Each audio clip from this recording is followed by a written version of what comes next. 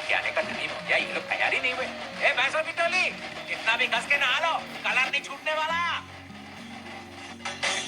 ये लोग बजा रहे तो आवाज क्यों नहीं आई? थोड़ा कान लगा के सुन लो। बंद कर बंद कर बंद कर बंद कर बंद कर बंद कर, अबे बंद कर। क्या हुआ रे बहरे? अबे कौवे के घोंसले, तुम लोग क्या बजा रहे हो? कुछ सुनाई नहीं दे रहा। ऐसा बजाओ जिससे बहरापन दूर हो जाए। अभी डीजे बजा तेरे कान में, क्या कान में राई का तेल डाल, चल। जल्दी जल्दी हाथ चलाओ, सुल्तान आने वाला है रे। चल चल आजा आजा, लड़ी लगाते। गले से उतार के चला ना। ज्यादा जोर से। हम यहाँ। अरे यार, सुल्तान आ रहा है ना, तो दाल चावल पापड़ यही बनाए। अरे नहीं। तो क्या है? भैया जी से मिलना है हमको। ओह, आजा।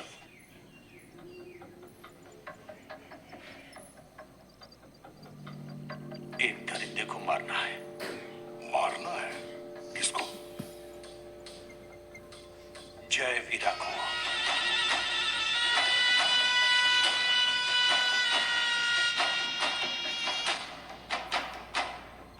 हमारा जीवन खेतीबाड़ी पर निर्भर है। लगभग 4 साल पहले उसने जबरन हमारी जमीन खरीदनी चाहिए, लेकिन हमने इनकार कर दिया। मैंने तुम लोगों को साफ मना किया था, इस गांव में कोई खेती बाड़ी का नाम नहीं लेगा। इतनी छोटी सी बात तुम लोगों के भेजे में क्यों नहीं घुसती रहे? साले जान दे दोगे लेकिन जमीन नहीं दोगे। जो भी उसके खिलाफ जाता है वो उसके पूरे परिवार को जिंदा जला देता है। दरिंदा है वो। आज के बाद अगर किसी ने खेती बाड़ी के लिए हाल उठाया तो मैं उसको उसी खेत में गाड़ दूंगा।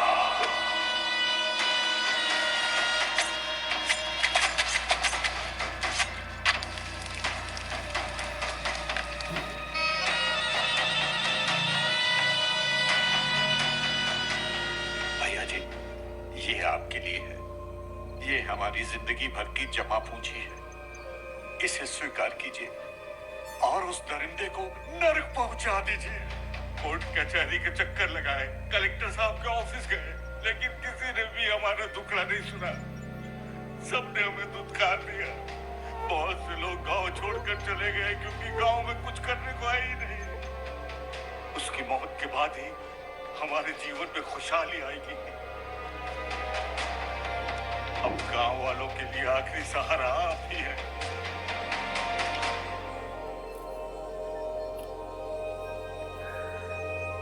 जुल्म करने के लिए जो भी हाथ उठेगा उस हाथ को मैं उखाड़ दूंगा। ये मेरा वादा है। तुम्हारे गांव में फिर से खेती बाड़ी होगी। मेरा वचन है, इस काम के बदले तुम लोग मेरे को केवल एक मुट्ठी अनाज देने को मांगता है और कुछ नहीं। आपका बहुत बहुत धन्यवाद। चलते हैं। सुल्तान का जहाज लैंड हो गया, जल्दी जल्दी हाथ चला। सेलम यहाँ से बहुत दूर है और आज सुल्तान भी आ रहे हैं। ये भट्टे में टांग डालना जरूरी है क्या? बहुत जरूरी है मंसूर। हमारा इतिहास गुनाहों से भरा पड़ा है।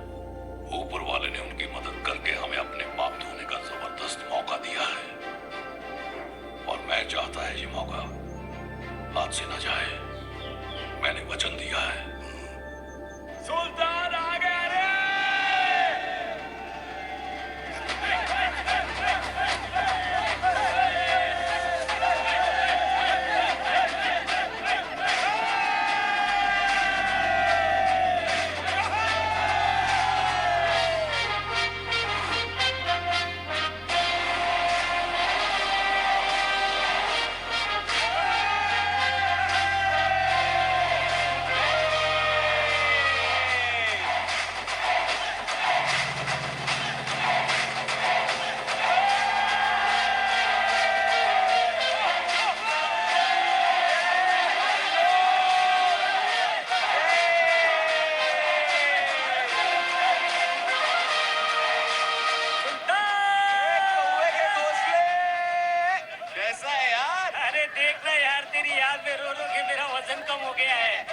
विक्रम मस्त क्या जान बनाया रे तू। सही है। तूने सुल्तान को उसके असली नाम से क्यों बुलाया? उसको अच्छा लगा। कैसा है दाढ़ी? कैसा है सुल्तान? कटिंग कैसा है? मस्त है ना? एकदम चकाचक। जीता रहे बेटा। कैसे हैं बाबा? मैं ठीक है, तू अपना बता। मैं भी ठीक हूँ। ये बच्चे, ये लोग मेरे को रेडियो चोर बोल रहे हैं। ए, पीछे उतारो मुझे। ये रेडियो चुराने के लिए गाड़ी में घुसा हुआ था। अरे मेरा दोस्त है। मैं रेडियो चोर दिखता हूँ और नहीं तो क्या? मैं डर गया था थोड़ी देर में। यही वो गॉडफादर है क्या? नमस्ते फादर अंकल। कैसा है रे? हाँ बढ़िया। 2 साल बाद आया है तू सुल्तान। ये तो बता कितने दिन रुकेगा? पूरा 1 हफ्ता। ए सुल्तान, यहाँ पूरा हफ्ता रहेगा।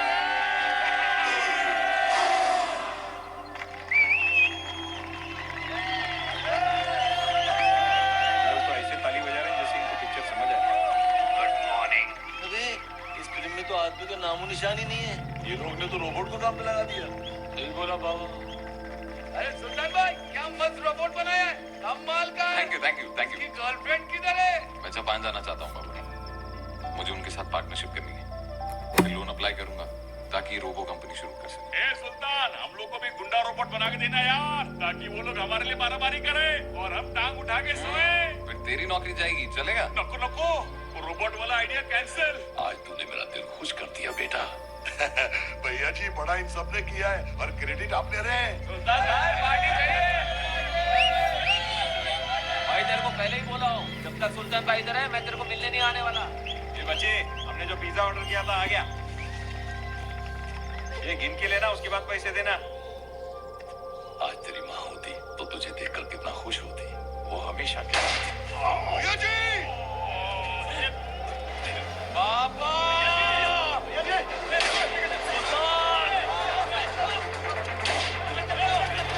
जाके सुल्तान को छुपाया। आप चिंता मत करो, हम संभालेंगे। यहाँ से चलो। संभाल के अंदर ले जाओ। इनमें से कोई बचना नहीं चाहिए।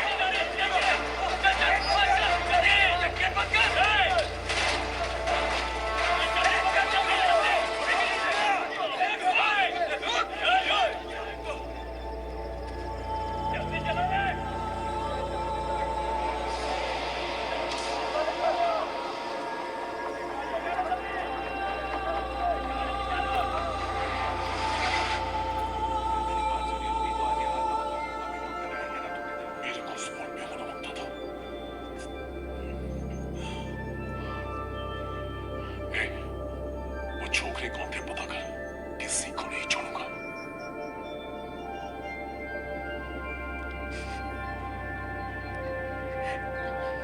माँ, रो मत माँ।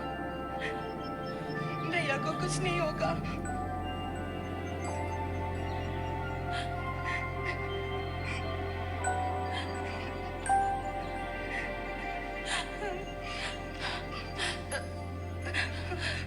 साहब, माँ ये क्या कर रही हो? चुप रह। तुम ठीक हो ना? तुम्हें तो कुछ नहीं हुआ ना? पता है डॉक्टर ने क्या कहा? वो जिएगा या मरेगा ये 4 दिन बाद पता चलेगा। कहाँ है तुम्हारे पिताजी?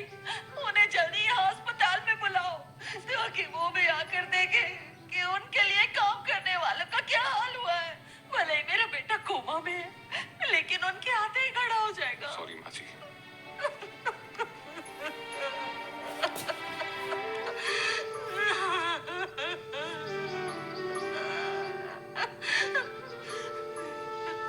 तुम्हारे पिताजी ने तुम्हें गुंडा नहीं बनाया। तुम्हारे हाथ में तलवार देकर किसी की गर्दन नहीं कटवाई। तुम्हें तो इस सब से दूर रखा, पर दूसरों के बच्चों को नर्क की आग में झोंक दिया। तुम्हारे लिए तो लूट का माल जमा करके रखा होगा, पर इस पाप की कमाई से तो सुखी नहीं रह सकता। भुगतेगा तू। हमें तुम्हारे पाप का हिस्सा नहीं बनना है। मेरे बेटे को बचा लो।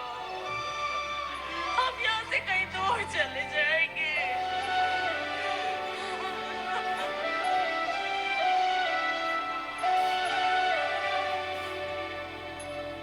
भैया जी, वो पिज्जा वाले का इंक्वायरी किया मैंने। डिलीवरी वाले छोकरे उनके नहीं थे, लेकिन जिसने भी उनको भेजा था ना, वो अपने को जानता है।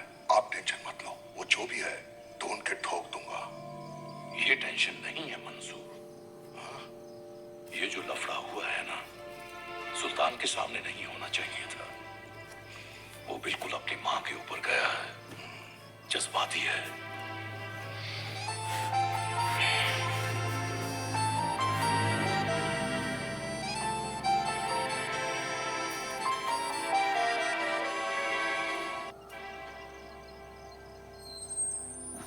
क्या बेटे, तू तो एक हफ्ते के लिए आया था, इतनी जल्दी जा रहा है?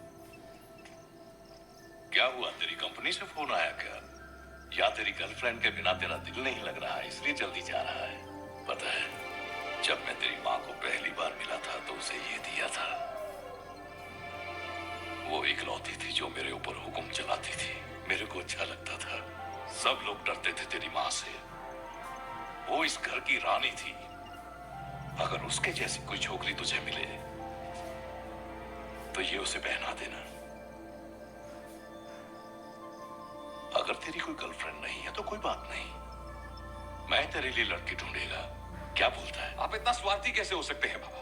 क्या आपके जज्बात मर चुके हैं? बेगुनाह लोग अस्पताल में पड़े, कुछ तो मरने की हालत में है, और आपको मेरी शादी की पड़ी है। अपने झूठे भ्रम से बाहर निकलिए बाबा। लोग आपको कोसते हैं।